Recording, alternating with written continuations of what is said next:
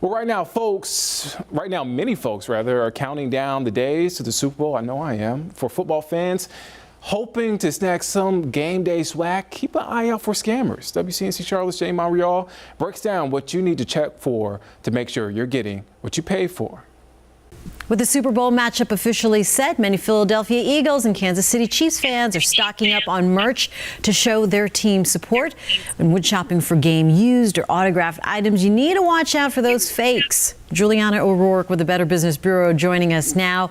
Juliana, how do these sports merch scams typically work? Oftentimes what we see with these types of scams are the sports memorabilia being advertised on social media or different kind of websites, and people are excited. Super Bowl is a really big deal.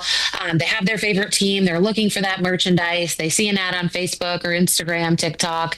They click on it. They think it's a legitimate site. They buy a product, and unfortunately that product either never shows up or the products show up, but it certainly isn't what they were anticipating or expecting or thought they might have ordered. Yeah, so one of those things many fans really are attracted to are the game-used items. Just last week, Eagles fans bought pints of dirty snow from the playoff game against the Rams.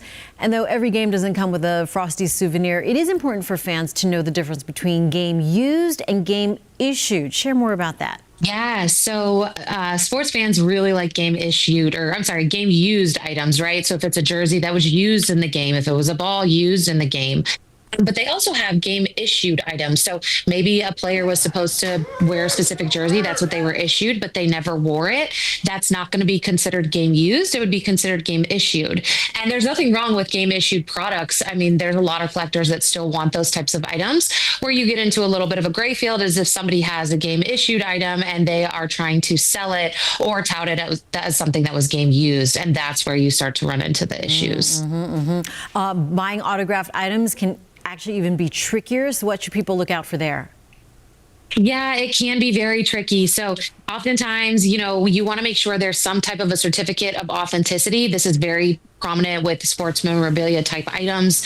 You want to make sure on that certificate, you know who issued it, what are the qualifications for it, and basically just everything that will help support that it is in fact a real valuable used item versus something that's counterfeit or fake. Very good. Checking the item's certificate of authenticity, really the norm when buying some of the higher price memorabilia. However, scammers can fake those too. What should we be looking out for? Yeah, so again, on those, you want to make sure that it's got the individual that issued the items, what those qualifications look like, who's the organization issuing that, and then just do the research to make sure that actual certificate with the item is authentic as well. Makes sense. Juliana, thanks so much. Thank you.